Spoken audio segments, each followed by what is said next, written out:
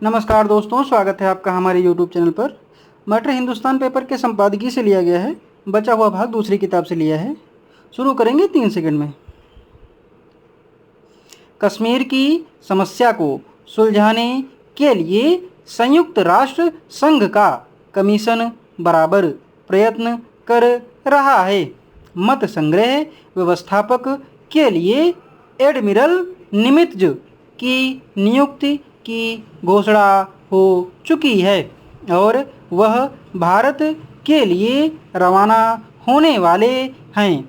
भारत और पाकिस्तान दोनों के ही प्रधानमंत्रियों ने इस पसंदगी का स्वागत किया है और उन्हें अपने कठिन कार्य में पूरा सहयोग देने का आश्वासन दिया है।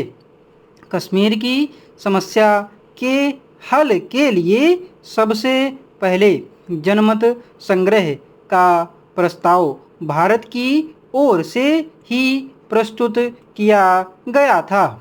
भारत ने कश्मीर के प्रश्न को संयुक्त राष्ट्र संघ में भेजा था और जब कश्मीर में युद्ध बंद करने का अवसर आया तब भी भारत ने पहल की थी, जिसके फलस्वरूप कश्मीर में इस वर्ष के प्रथम दिन युद्ध बंद हुआ था। पाकिस्तान ने शुरुआत में ताकत पर भरोसा किया, किंतु जब उसे पता चल गया कि ताकत से इस प्रश्न को हल नहीं किया जा सकेगा तो उसने भी जनमत संग्रह का प्रस्ताव स्वीकार कर लिया।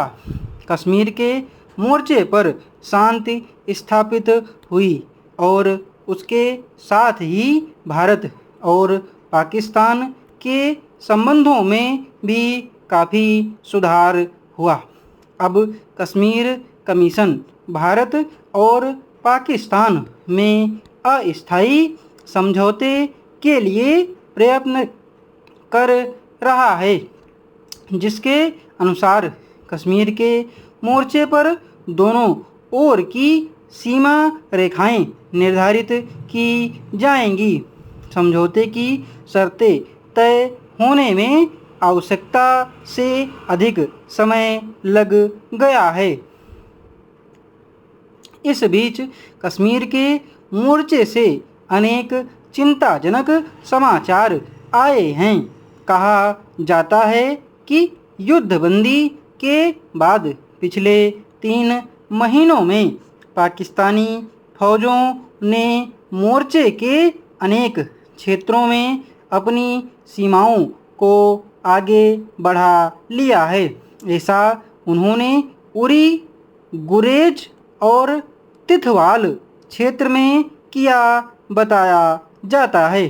सर्दी के मौसम में भारतीय सेना ने कुछ स्थानों से अपनी चौकियां हटा ली थी।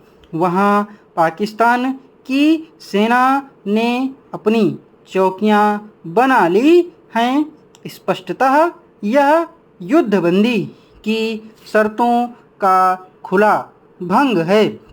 भारत ने इस बारे में कश्मीर कमीशन का ध्यान आकर्षित किया है। ईमानदारी का यह तकाजा है कि दोनों पक्ष उन शर्तों का पालन करें जो शर्तें उन्होंने स्वेच्छापूर्वक स्वीकार की हैं। भारत ने कोई सीधा प्रतिकारात्मक कदम नहीं उठाया। यह उनकी शांतिप्रियता का सूचक है। वह कश्मीर कमीशन के आमने कोई नई अड़चन नहीं खड़ी करना चाहता।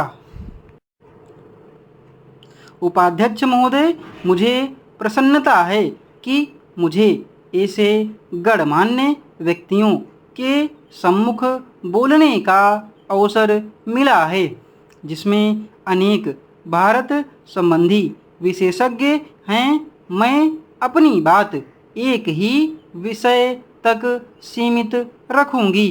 भारत में लोकतंत्र हमारे स्वाधीनता संग्राम के दौरान लगता था कि स्वाधीनता अपने आप में पूर्ण लक्ष्य होगी, लेकिन जब हमने उसे प्राप्त कर लिया तो हमें अनुभव हुआ कि प्रत्येक पूर्ति एक आरंभ हुआ करती है।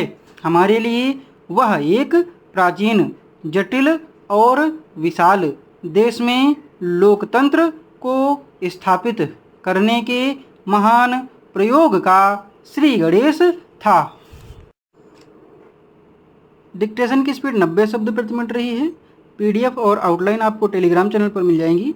टेलीग्राम चैनल का लिंक नीचे डिस्क्रिप्शन बॉक्स में मिल जाएगा। धन्यवाद।